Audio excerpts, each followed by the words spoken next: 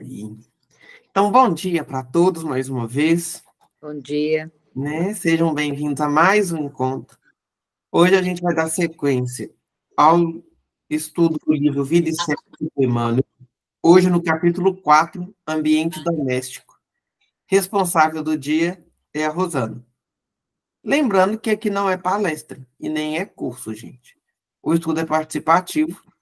Então, quem quiser comentar, exemplificar, tirar dúvida, fique à vontade, que essa é a proposta, tá? Para a gente iniciar, vamos fazer nossa prece?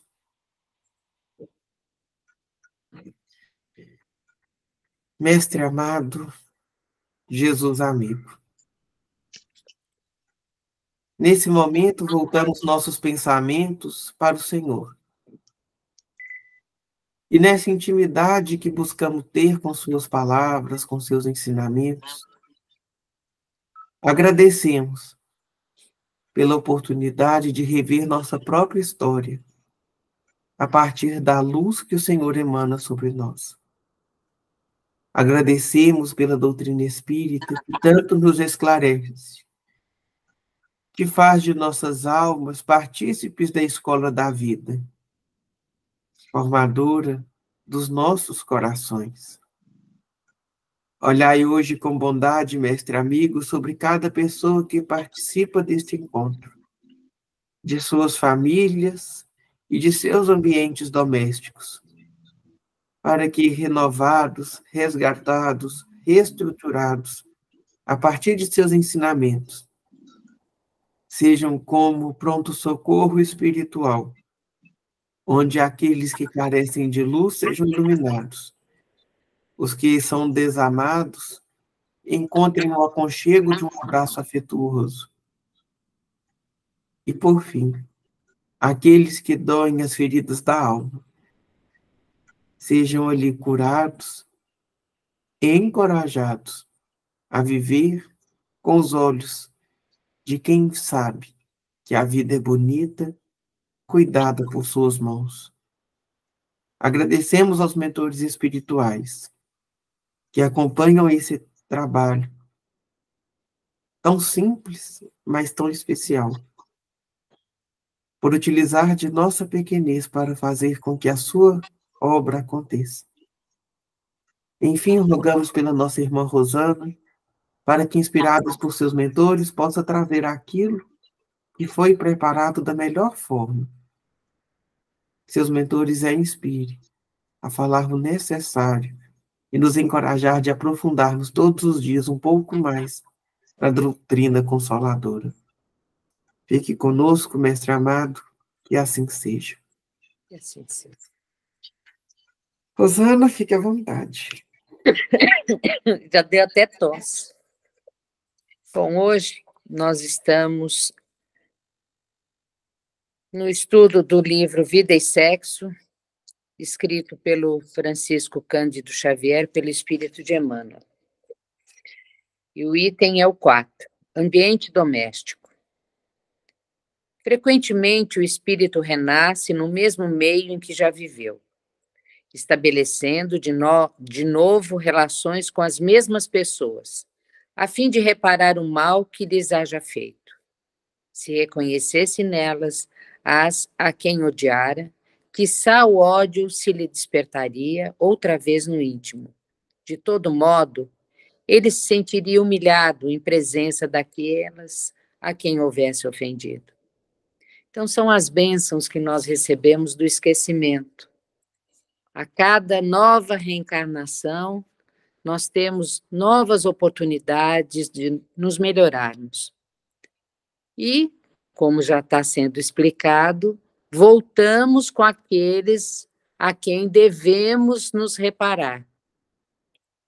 São os filhos, são os pais, são os irmãos, até os amigos. Aqueles desafetos de vidas passadas que fazem parte da nossa vida atual. E, graças a Deus, nós voltamos como uns bebês, que é muito mais fácil você amar um bebê do que amar um adulto. Então, Deus, na sua infinita misericórdia e sabedoria, o que ele fez? Nós vamos criar um pai e uma mãe, que já lá do outro lado, antes da reencarnação, resolveram fazer com que esse filho venha como um bebezinho. Dificilmente, são poucos os casos que a gente tem notícia de mães que odeiam seus bebês, pais que não gostam dos seus bebês. Por quê? Porque isso faz com que a gente já vá começando a perdoar ou tentar ser perdoado por aquele ser que veio através de nós. Então, na nossa casa, quando na nossa família, né, vem uma criança, é uma alegria. Todo mundo se movimenta, as pessoas que fazem parte daquela comunidade, dos amigos próximos, se preparam para aquele bebê, e isso nos faz diminuir aquele ranço que já estava conosco e que faz com que a gente receba essa criança de uma maneira festiva. Claro, existem as exceções, a gente não está generalizando, mas a grande maioria é feito dessa maneira. Então, aqui no Evangelho segundo o Espiritismo, no capítulo 5, no item 11, é falado assim, eu acho que de uma forma tão dura, né? Se Deus julgou conveniente lançar um véu sobre o passado, é porque isso devia ser útil.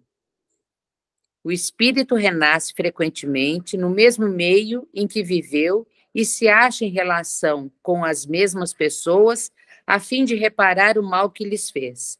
Se reconhecesse nelas as que odiou, talvez seu ódio se revelasse em todos os casos. Seria humilhado diante daqueles que houvesse ofendido. Esse esquecimento não ocorre senão durante a vida corporal. Reentrando na vida espiritual, desencarnou, volta, lembra tudo o que fez, lembra aquilo que aconteceu. O que pode acontecer? Vem a revolta, vem o ódio. E o espírito retoma as lembranças do passado. E não é apenas depois da morte que o espírito recobra as lembranças do passado. Pode-se dizer que não as perde jamais, porque a experiência prova que na encarnação, durante o sono do corpo, quando goza de uma certa liberdade, o espírito tem consciência de seus atos anteriores. Ele sabe por que sofre, e que sofre justamente. A lembrança não se apaga senão durante a vida exterior de relação. A falta de uma lembrança precisa que poderia lhe ser penosa e prejudicar suas relações sociais, se aure novas forças nesses instantes de emancipação da alma, se sabe aproveitá-los. Então, nós temos, além desse esquecimento, nós podemos ser orientados através do nosso sono, que muitas vezes nós estamos naquela situação, por que eu estou passando por isso? O que eu fiz para aquela pessoa? Ou o que aquela pessoa fez para mim? Então, é uma forma de nós nos relembrarmos e podermos modificar. Só que o bendito livre-arbítrio, né? Nós temos a condição de melhorarmos, mas se nós não quisermos, nada disso vai acontecer. Por isso que nós temos sempre que ficarmos lembrando daquilo que poderia ser modificado. Por exemplo, quando nós estamos num grupo de amigos. Aí esses amigos começam a comentar situações e vem uma revolta, uma coisa estranha na cabeça da gente, no corpo da gente, lembrando o nosso espírito que está ali, lembrando de situações pelas quais nós já passamos, e naquele assunto, naquele momento, a gente relembra. É aí que nós devemos vigiar.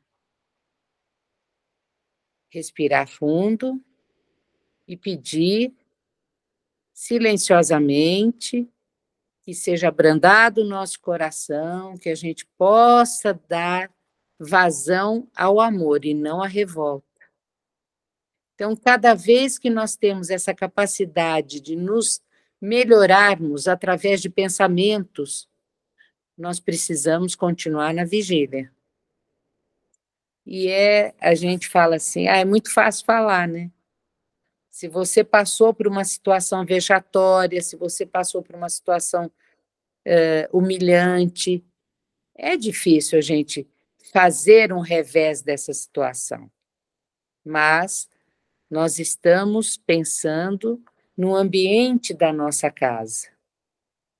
O quanto nós amamos aquelas pessoas que estão ali, nem sempre de forma fácil, principalmente os filhos e o marido, ou a esposa.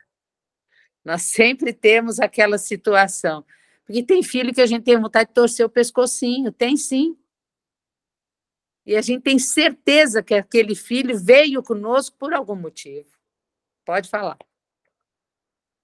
Quem levantou a mão? Deixa eu falar antes do Murilo, depois. Eu acho que nesse caso aí, que graças a Deus ele não nos dá a memória de relembrarmos o que fizemos.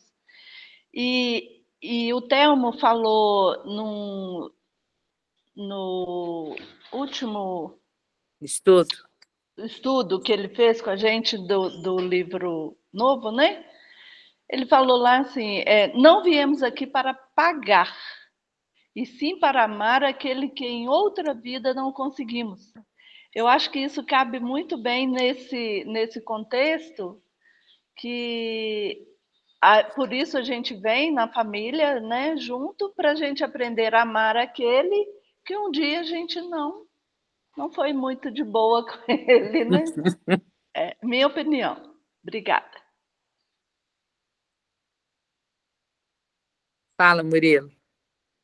Sobre essa questão do desdobramento, nós temos duas obras, uma antiga, que é o Iniciação à Viagem Astral, do Miramês com do Shaolin, se eu não me engano, com o João Nunes Maia. O médium eu tenho certeza. Mentira, igual. Lancelin, que chama o espírito, pelo João Nunes Maia. E tem uma recente, que, por sinal, tem sido muito bem recomendada, do Robson Pinheiro, que é um médium aqui próximo a nós. O livro chama Desdobramento Astral. Esse livro tem sido muito indicado, eu ainda não li, mas está na minha lista de futuros a ler. Mas achei legal aí da gente compartilhar.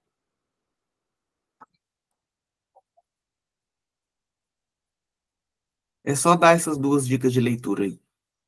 E tem uma fala, né, que diz a mulher reclamando do marido, reclamando, e chega e fala, mas eu aturei ele morreu, mas eu aturei ele a vida inteira, porque ele bebia, ele era assim, era assado.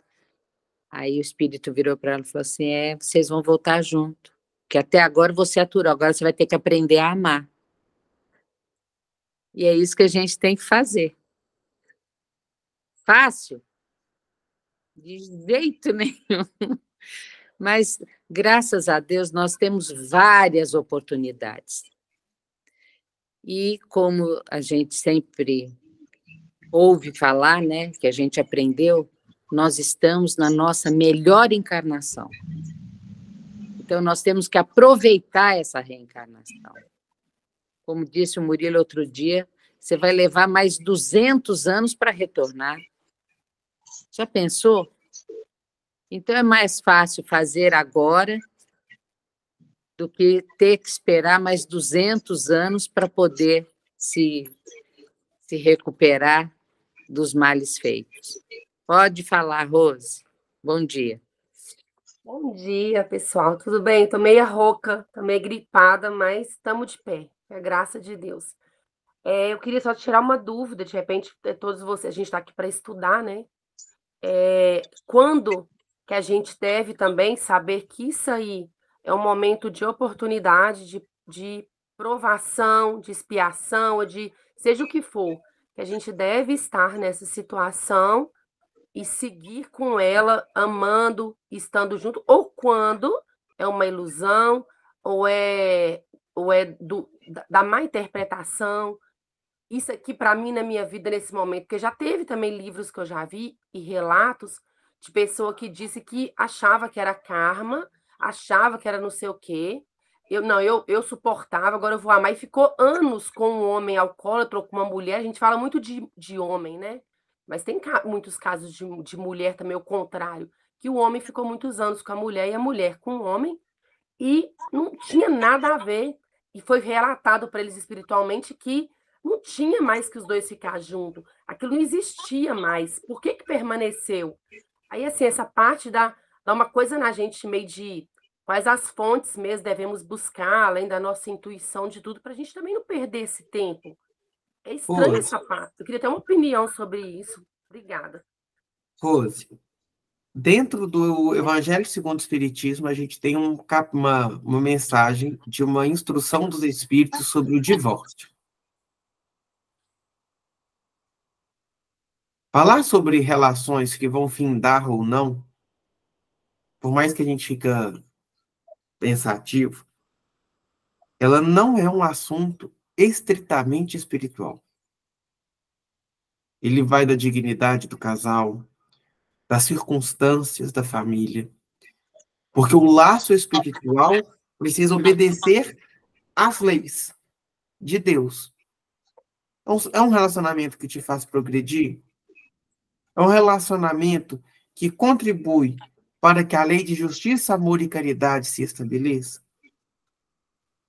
Porque as relações afetivas, ela tem uma finalidade, que é o comprometimento mútuo. Então, existem obras espíritas, alguns romances, tipo aquele que eu comentei há pouco tempo, sobre o Em Família, em que pode até te dar subsídio. Mas quando a gente fala de ambiente doméstico, que vai ser aí o texto que a gente vai ler do Emmanuel, é sempre particular a reflexão.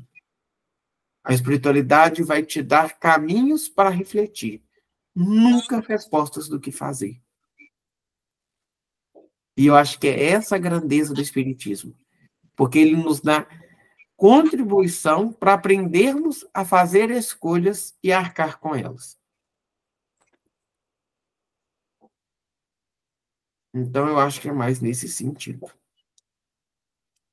Desculpa, Rosana, não sei se eu passei na sua frente, você queria falar alguma coisa. Não, era exatamente isso. É a escolha de cada um, a responsabilidade de cada um, a não leviandade de cada um. Pode falar, Vivian. Então, bom dia a todos, né? Bom dia. Para variar, peguei pelo meio do caminho, mas é porque realmente as minhas atividades de manhã são meio complicadas. Mas deixa eu ler um pedacinho. Deixa eu ler um pedacinho para vocês. É um parágrafo bem curtinho, mas que eu acho que vai deixar isso bem claro a respeito de qualquer situação da nossa vida, que está no livro O que é o Espiritismo, na introdução. Ele fala assim. Peraí, deixa eu só terminar de abrir. Ele fala assim, ó. O espiritismo é ao mesmo tempo uma ciência de observação e uma doutrina filosófica. O que ele está dizendo para nós? Ele vai explicar ali, depois eu vou ler o restante. Mas ele está dizendo que a gente precisa se observar o tempo inteiro. As nossas ações, as nossas atitudes, os nossos pensamentos, as nossas intenções, porque isso é um perigo, né? É um sinal de alerta para nós, essa questão da intenção. E aí ele fala assim, ó, como ciência prática, ele consiste nas relações que se podem estabelecer com os espíritos, e quando ele fala com os espíritos, gente, a gente precisa lembrar que são os encarnados e os desencarnados. Então, essa questão de relacionamento, seja com pai, seja com filho, seja com marido, seja com mãe, né? Não interessa, com tio, com avô, com bisavô, não interessa muito o viés desse relacionamento. O que interessa é essa observação que a gente precisa ter para que a gente possa fazer o nosso melhor dentro daquilo que aquela situação nos oferece. E ele finaliza assim: como filosofia, ele compreende todas as consequências morais que decorrem dessas relações. Então, o que isso está querendo dizer para nós de novo, né? Eu preciso me observar, eu preciso refletir, eu preciso olhar a situação e moralmente entender o que aquilo quer me trazer e trazer para exemplo para os outros. Jesus não falava para nós assim que através de nossas obras os outros conheceriam a Deus e o glorificariam? Não é assim? Ou não? Ou eu estou enganada? É isso mesmo. Pois é. Então, eu preciso ser o exemplo, eu preciso estar presente no presente, porque o ontem já é passado. Então, o ontem, por mais que eu tenha tido uma rincha, hoje eu preciso me observar para que essa rincha ela não cresça dentro de mim, e sim que ela comece a diminuir. E aí eu tenho um exemplo muito interessante a respeito dessa questão da relação, que é incrível. Olha só, Jesus foi crucificado, não foi? Isso é fato, né? Todo mundo sabe, todo mundo conhece. Só que Jesus, depois de 3 dias, o que ele fez? Ele estava no meio dos discípulos desejando que a paz do Senhor esteja convosco. Ele estava de mau humor? Ele estava questionando por que ele tinha sido crucificado? Ele estava apontando para aqueles que o negaram, que o traíram, que fizeram isso, que fizeram aquilo? Não. Então, no meu entendimento, esses 3 dias é o tempo que nós temos para nos fortalecer diante das situações. Então, no primeiro dia, eu ainda vou sentir uma rincha, ainda vou sentir um desconforto. No segundo dia, eu vou começar a me observar e começar a achar uma possibilidade de modificação. E no terceiro dia, eu faço a ação. Agora, se estiver fora do meu alcance, eu entrego nas mãos de Deus, né? Nas mãos da espiritualidade. Eu tenho como princípio, quando alguma coisa me incomoda muito, ou alguém me incomoda muito, eu começo: Senhor, abranda meu coração. Senhor, abranda meu coração. E todas as vezes que eu lembrar daquela pessoa que estava me incomodando, Senhor, abranda meu coração. É um mantra, como rezar uma Ave Maria, rezar um Pai Nosso. São mantras que a gente vai colocando na nossa vida, que vai nos auxiliando a, pelo menos, conseguirmos não emanar vibrações ruins para aquelas pessoas ou para aquela pessoa específica. E isso, no nosso lar, na nossa casa, se houver alguma discussão, alguma coisa que saiu do rumo que a gente estava acostumado, eu já fiz esse teste. Eu comecei a rezar um Pai Nosso. É impressionante. Parece que é um balde de água fria que cai dentro daquela casa, aquele momento. Aí as pessoas umas olham para as outras e falam assim: mas por que a gente estava discutindo? E eu tenho esse hábito. Se tem alguma situação difícil, eu faço a oração e peço à espiritualidade que me dê discernimento para aquele momento. Porque senão, às vezes, uma situação que poderia ser muito tranquila acaba se tornando uma situação muito mais difícil, e não é bem isso que a gente pretende, pelo menos enquanto a gente estiver aqui, né? Depois a gente vê o que vai acontecer. Quem que levantou a mão? Eu, de novo, para variar, né? Eu não aguento ficar calada. Rosana, você falando dessa questão do mantra, eu tenho uma oração que eu faço muito, e todo tempo que eu lembro, igual você está falando, né? Lembra das pessoas, lembra da situação, eu faço, que é uma oração mais para mim do que para o outro. Sim. Que ela fala assim, ela é curtinha, eu vou falar ela rapidinho. Ela fala assim: eu perdoo, você me perdoa. Nós somos um só perante Deus. Eu amo, você me ama também. Então, nós somos uma única pessoa perante Deus. Eu lhe agradeço e você também me agradece. Obrigado, obrigado, obrigada. A partir deste momento, não existe mais nenhum ressentimento entre nós. Eu espero que você seja feliz em sua caminhada da mesma forma que eu sou na minha. Rosana, isso é maravilhoso, porque tira de mim um peso enorme. E o perdão vem de quem? De mim, não é do outro, né? Sim. E aí, essa questão da resolução, ela vem muito mais fácil, que é o que você disse.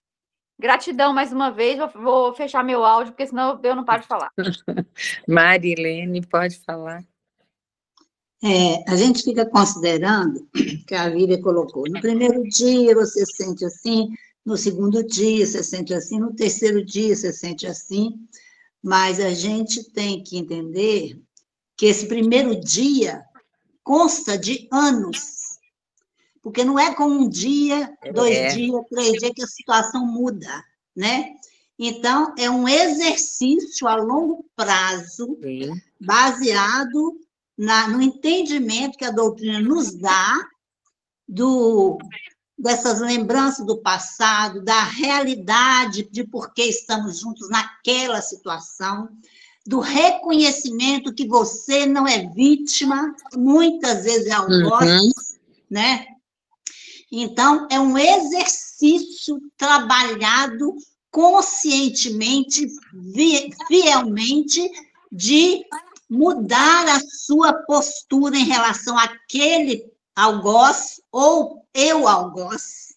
Então, é me trabalhar nisso, o que você falou, pedindo sabedoria, né? Trabalhando a paciência, o entendimento da posição do outro, que se é algoz, é porque é uma pessoa carente da minha compreensão, mas eu sou carente de saber perdoar, de saber tolerar. Então, é um exercício a longo prazo, com conscientização, principalmente embasado no entendimento que a doutrina nos traz. Não é fácil, porque você não muda de sentimento de uma hora para outra. Haja vista, Jesus fala que perdoar é não desejar o mal ao outro, não é abraçar o outro com seu inimigo. Você não tem condição de amanhã falar, eu te amo, eu te perdoo, eu te abraço. Isso não é verdade, né? A gente está com o coração magoado, porque é uma postura nossa ainda daquele momento. Nós estamos a caminho, né? Então, é nos perdoarmos para perdoar o outro. Nos trabalharmos no sentido de que eu preciso trabalhar isso para o nosso bem. Não é para o meu bem, é para o nosso bem, para o bem do ambiente doméstico, né? Então, é trabalho de paciência, de resignação, de entendimento, de sabedoria, de pedir ajuda, porque não é fácil. Porque existem situações difíceis. Vamos continuar aqui no livro, que vai nos dar algumas explicações. Só para eu finalizar, assim, só para eu dar uma finalizada no meu pensamento, assim. Por isso que ele fala que a doutrina é uma ciência de observação, que a gente precisa estar sempre observando, né? E é lógico que, da mesma forma que existem algozes, a gente não sabe o que nós fomos. Talvez nós tenhamos sido também os algozes, né, no passado. Com certeza. Então, olha, Marilene, né? Foi ótima a sua consideração, perfeito, é isso mesmo, mas a gente precisa trabalhar essa observação para que a gente consiga se melhorar. Um abraço aí a todos, viu? Na comunhão de dois seres para a organização da família, prevalece o compromisso de assistência não só de um para com o outro, mas também para com os filhos que procedem do laço afetivo. Não possuímos ainda na Terra institutos destinados à preparação da paternidade e da maternidade responsáveis. A evolução e o aprimoramento das ciências psicológicas de hoje, porém, garantir-nos-ão no futuro semelhante evento. Identifiquemos no lar a escola viva da alma. Nós sempre falamos, né? Criança não vem com bula. Mas isso a gente fala no sentido de uma doença, um problema, bebezinho, a gente não entende o que eles querem, e é através do nosso aprendizado junto a essa criança que a gente vai fazendo o entendimento do que está acontecendo. E quando nós estamos aqui reencarnados, a nossa evolução é passo a passo, é dia a dia.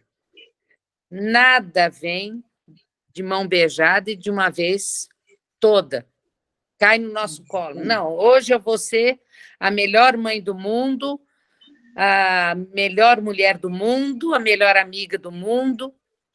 Só que as nossas vivências passadas ainda fazem parte da gente. Então, é aí que nós temos que ir preparando o burilamento, preparando a nossa vida terrena para nos melhorarmos. É aquela boa resposta na hora que você tem vontade de não dar uma boa resposta. É aquela sensação quando um filho vem com uma série de dificuldades, porque vai mal na escola, só quer saber de farra, ou então, infelizmente, tem outros problemas com drogas, problemas psicológicos. Nós pedimos para que isso viesse nas nossas mãos. Nós pais e nós filhos também. Por isso, a nossa responsabilidade de sermos capazes de receber essas situações e auxiliarmos aqueles que estão precisando. Nós não estamos espíritas nessa encarnação por acaso. Somos devedores de muitas vidas. Então, quando vem um genro, entra na família, ou uma nora entra na família, nós temos por obrigação recebê-los de braços abertos, porque nós estamos tendo a oportunidade de nos redimirmos, ou eles precisam se redimir perante a gente. Então, essas situações fazem com que a gente tenha que pensar mais, acarinhar mais, receber de bom grado. E diz que sogra é a pior coisa do mundo. Então, vou contar um caso particular. Meu filho, quando casou, veio aqui para casa, quer dizer, quando ficou com a Paty, ficaram aqui em casa. Um dia eu cheguei para ela e falei assim, olha, a pior coisa do mundo é sogra. Então, eu vou fazer o seguinte, vocês vão mudar daqui, tá? Que eu não quero interferir na vida de vocês. Porque, querendo ou não, a gente interfere. São criações completamente diferentes, lares diferentes, pensamentos diferentes. E por isso que eu acho que a gente precisa receber essas pessoas que vêm na nossa vida para acrescentar. Às vezes nos dá aquela puxada de orelha, às vezes nos fazer ter mais paciência, às vezes, nos ensinar a amar, porque são pessoas que vêm para agregar na nossa vida, como nós também agregamos na vida dessas pessoas. E filho, não adianta só falar, não, é o exemplo. Se nós não dermos o exemplo, como é que eles vão aprender? Como nós aprendemos com os nossos pais. Uma família onde só tem grito, briga, discussões por bobagem, o que esses filhos vão aprender? Se qualquer meia hora, vou embora, não quero mais, o que esses filhos vão aprender a respeito de família? Pode falar, Muriel.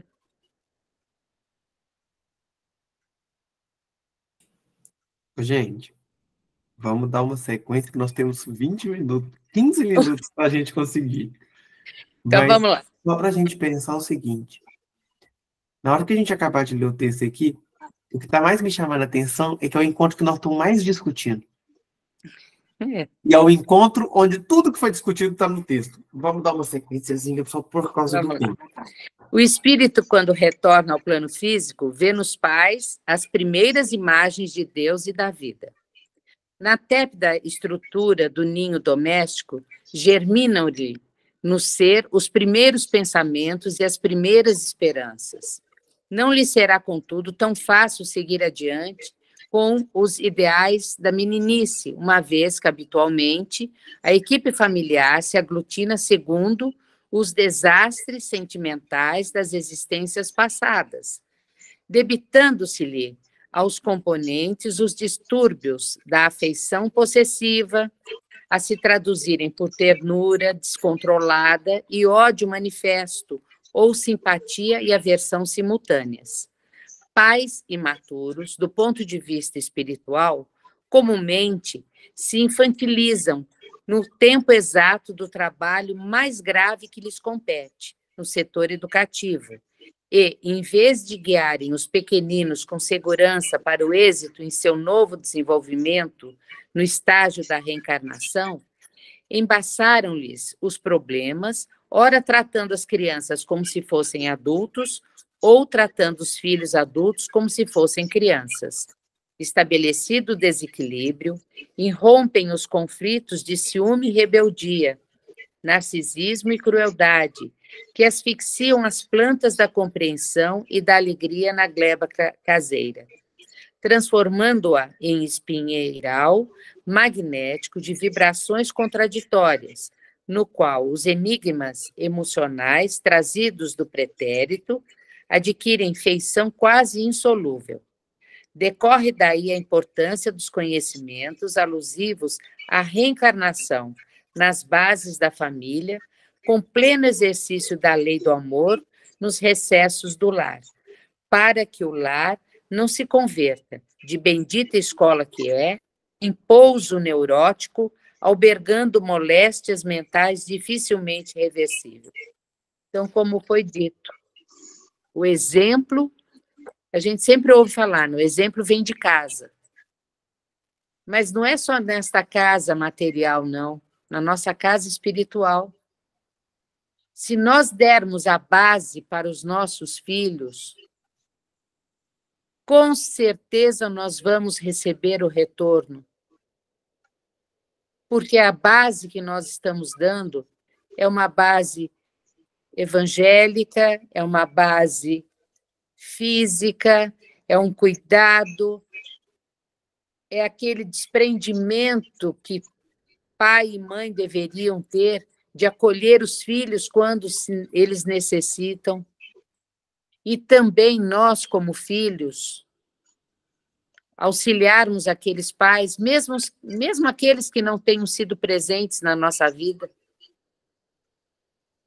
porque filho não vem com bule, pai e mãe também não. A nossa responsabilidade como filhos é talvez maior do que a nossa como pais, porque nós estamos trazendo toda uma herança espiritual para transmitir para esses pais que não foram presentes e para essas mães e para esses filhos que nós trouxemos. Não interessa se é filho do coração, filho da barriga, filho do espírito. A nossa parte nós precisamos fazer. A família consanguínea é lavoura de luz da alma, dentro da qual triunfam somente aqueles que se revestem de paciência, renúncia e boa vontade. Geralmente, não se reúnem a nós os companheiros que já demandaram a esfera superior, e sim afeiçoados menos estimáveis de outras épocas para restaurarmos o tecido da fraternidade. Muitas vezes, na condição de pais e filhos, cônjuges ou parentes, não passamos de devedores em resgate de antigos compromissos. A criança devolverá o que aprende. Filho, não desprezes teus pais, porque também um dia precisarás da alheia compreensão. Aprende a usar a bondade, para que a tua experiência em família não desapareça no tempo. Esse é do livro Família, do Francisco Cândido Xavier. E essa passagem é o Emmanuel quem escreveu. Então, as nossas responsabilidades não são só de filhos, de amigos, de parentes. A nossa responsabilidade é social, é no ambiente doméstico, é no ambiente de trabalho, é no ambiente de estudo. E é para isso que nós estamos aqui. A nossa evolução é passo a passo. E a cada dia que nós pudermos realizar essas tarefas, é que vai nos ajudar. Terminei. Tinha mais, mas não dá tempo. Nós vamos pegar aqui só algumas considerações que eu preparei aqui para a gente dar uma esclarecida. Lá no início do texto, a gente fala sobre o papel assistencial dos pais com os filhos. Para além da parte assistencial, entre o próprio casal. Entre o próprio casal, é nítido que quando um não está bem, o outro não está. E para o filho? O que é ser assistencial? É passar a mão na cabeça? Não. É promover progresso. Então, quando você vai lá no dicionário e vai olhar o que é assistencial, está assim: relativa assistência, a ação de assistir, auxiliar ou ajudar, que fornece algum tipo de assistência, de auxílio ou ajuda. Gente, na hora que ele coloca assim, criança sendo tratada como adulto, adulto como criança, é o que a gente mais vê hoje. Mas aí a gente olha como pais. Vamos pegar algumas coisas aqui. A gente pergunta uma coisa: mãe, posso ir ali? Aí ela não quer falar o não, ela fala assim: pergunta para seu pai. Isso é assistencial? Ah, quer ver outra coisa que eu fui pegando? O filho fez um trem errado na escola. A escola ligou e chamou os pais. Não sei onde que eu errei.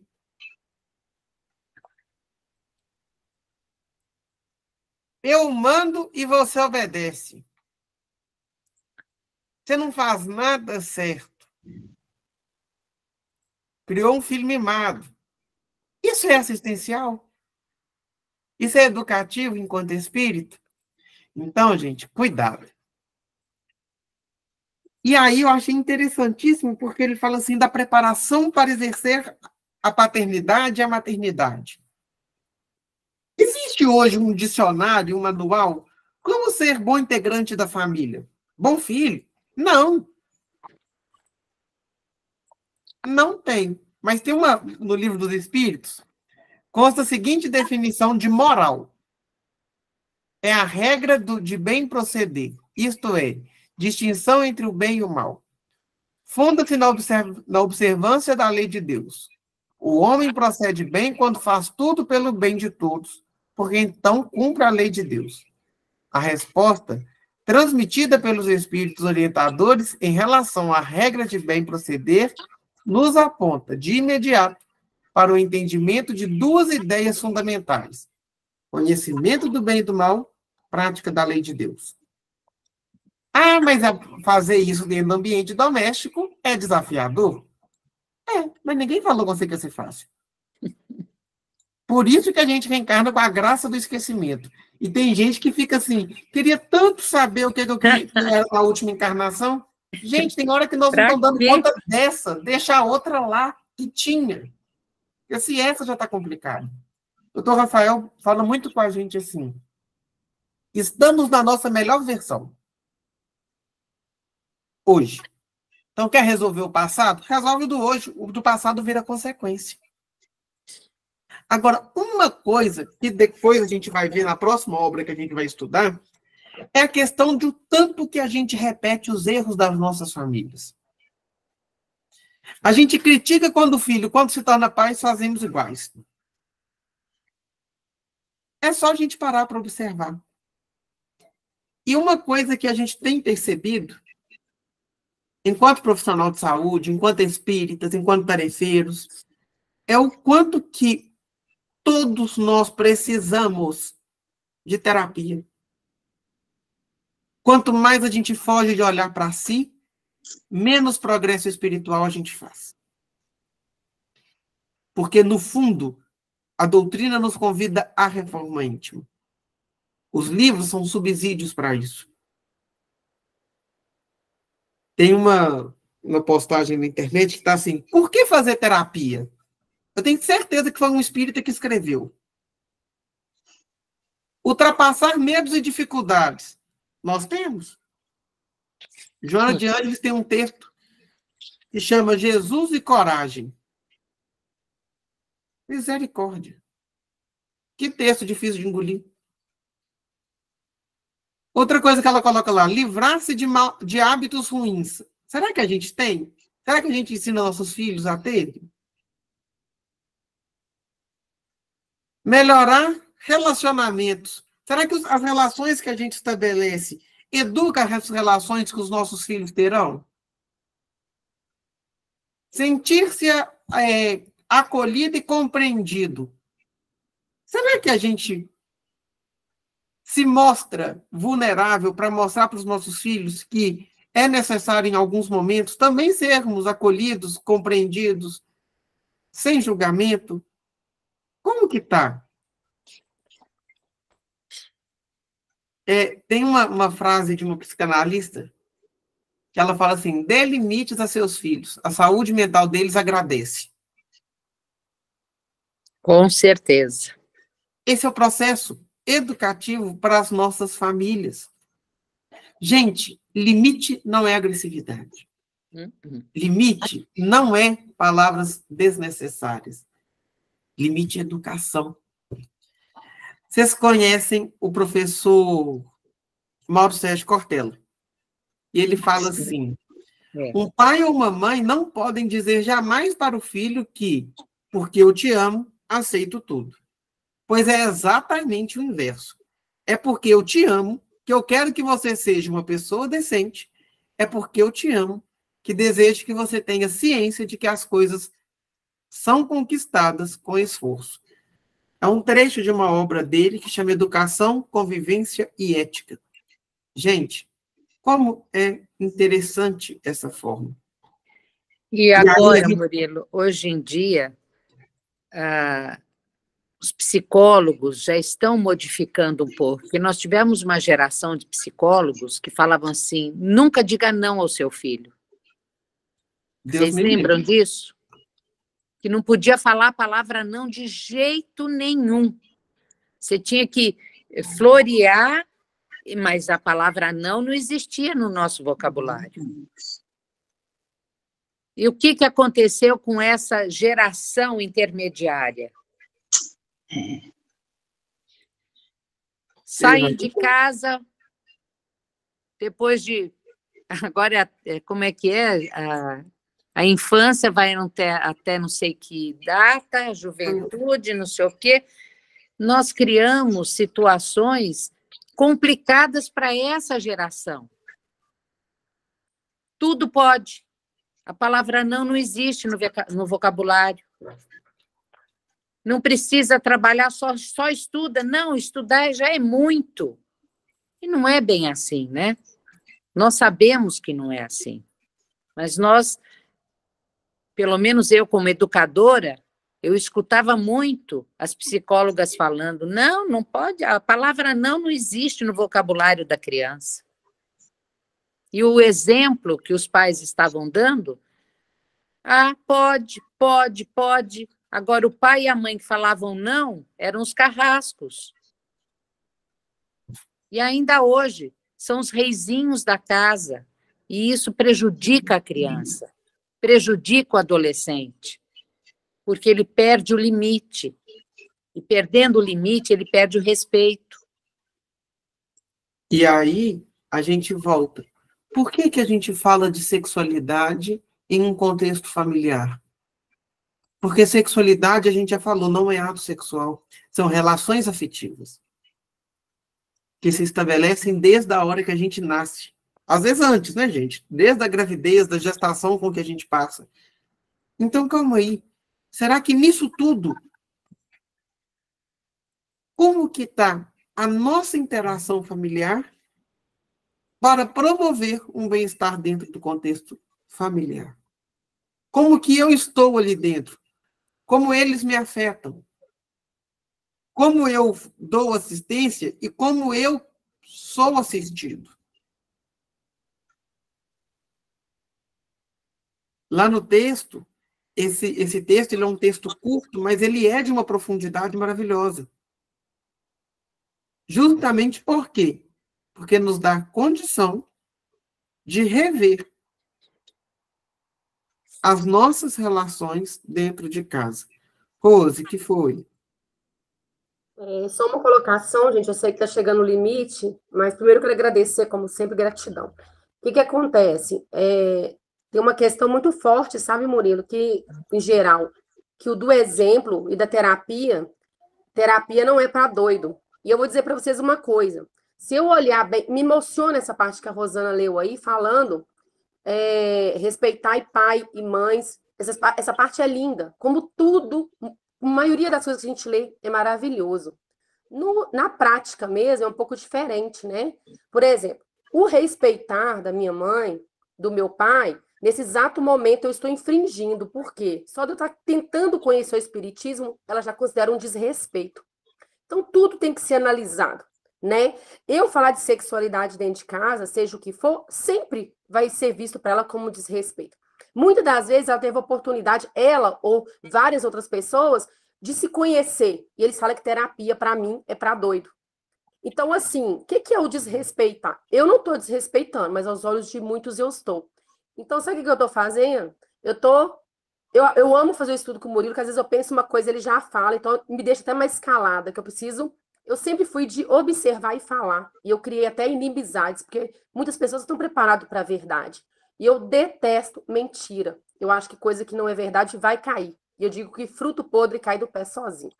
Então eu falo assim, então até que momento que uma família ou uma coisa se mantém na mentira, e os exemplos que os filhos, todo mundo vai vendo e olhando assim, peraí, aí você acha que mantive a família, aguentei seu pai, aguentei sua mãe, fiquei nesse serviço até me matar. Gente, isso era com amor? Você acha que seus filhos estão vendo o quê? Então, a terapia, eu sou doida porque eu estou fazendo terapia? Gente, eu quero me conhecer, eu quero ser um ser humano melhor, eu quero ser um pontinho de luz aonde eu for. Eu que sou a doida.